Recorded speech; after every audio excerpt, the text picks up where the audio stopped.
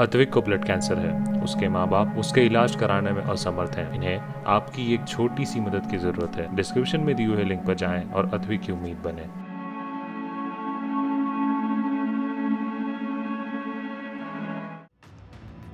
आपकी स्क्रीन पे दिखाई दे रहे पैसे और सोना बेनामी संपत्ति है।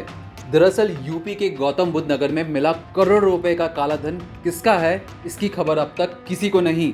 तकरीबन 50 किलो सोना और 14 करोड़ की हुई चोरी की वारदात के बाद पुलिस ने 13 किलो सोना और 57 लाख रुपए बरामद किए। ये सारी चीजें एक फ्लैट में रखी गई थी। करोड़ों का कैश और सोना, लेकिन एक भी शिकायतकर्ता सामने नहीं आया। तो वहीं इलाहाबाद के एक वकील को पुलिस पर ही शक है, जिसके बाद सीआईडी और इनकम टैक्स नोएडा पुलिस के संपर्क में है और आरोपियों से पूछताछ की जा रही है। तो आइए जानें नोएडा में हुई ग्रेट रॉबरी की बिहाइंड द क्राइम सीन, यानी पर्दे की पीछे की कहानी। नोएडा में पुलिस ने एक हैरत अंगेज चोरी की वारदात का खुलासा तो कर दिया, लेकिन उसके बाद उसकी परेशानी और बढ़ गई। ऐसा शायद पुलिस के इतिहास में पहली बार हुआ होगा कि पुलिस ने 6 चोर और उनके पास से 8.5 करोड़ की चोरी का माल और कैश बरामद किया, लेकिन बरामद हुए माल का दावा करने वाला कोई है नहीं। पुलिस अब उस शख्स की तलाश कर रही है जिसका एक खजाना हो सकता है, और पुलिस ये जानना चाहती है कि इतनी बड़ी चोरी की शिकायत पुलिस से क्यों छिपाई गई।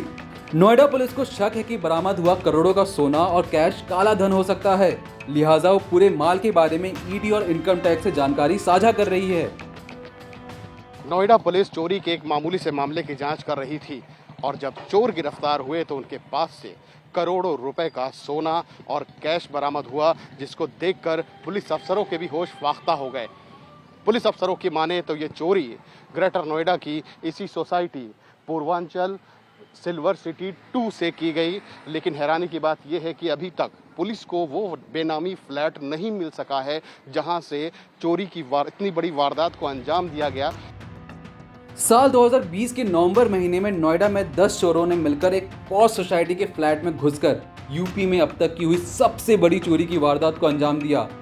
फ्लैट से करोड़ों का सोना, करोड़ों के कैश, सोने के बिस्किट, 2 प्रॉपर्टी के कागज चोरी किए गए, लेकिन तब से लेकर आज तक पुलिस में इस चोरी की वारदात की शिकायत दर्ज नहीं कराई गई। लेकिन महीनों बाद अब चोरों के बीच पैसों की बंदरबाट को लेकर हुई लड़ाई की भनक नोएडा पुलिस को लगी, तब जाकर कहीं ये पूरा मामला साफ हो सका। हम लोगों को ये पता चला था कि किसी एक जगह पे कुछ ब्लैक मनी और उससे रिलेटेड कुछ गोल्ड वगैरह वहाँ पड़े हुए हैं।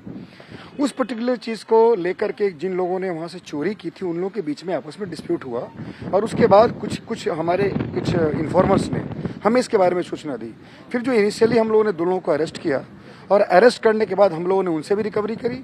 उसके बाद जो उस पूरे टीम में लोग थे, जो गैंग शामिल थे, जिन लोगों ने जाकर के वहाँ से उस घर से, एक पर्टिकुलर सोसाइटी है ग्रेटर नोएडा में, वहाँ से लोगों ने उसको जो चुराया था, उन सभी लोगों के बारे में हम लोगों ने जानकारी की, और उसमें से हम लोगों ने अभी तक 6 लोगों को अरेस्ट किया है, और उनसे जो रिकवरी आपके सामने है लगभग 8.25 करोड़ की, ये रिकवरी हम लोगों ने उनसे की है।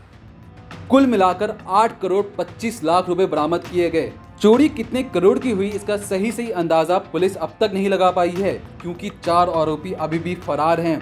पुलिस के मुताबिक करोड़ों के सोना और कैश को क्लेम करने वाला कोई भी सामने नहीं आया है। शुरुआती जांच में इसे काला धन पुलिस मान रही है।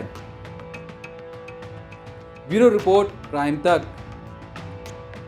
हमारे देश में कई ऐसे जरूरतमंद लोग हैं जिनकी मदद की गुहार आपके कानों तक नहीं पहुंच पाती।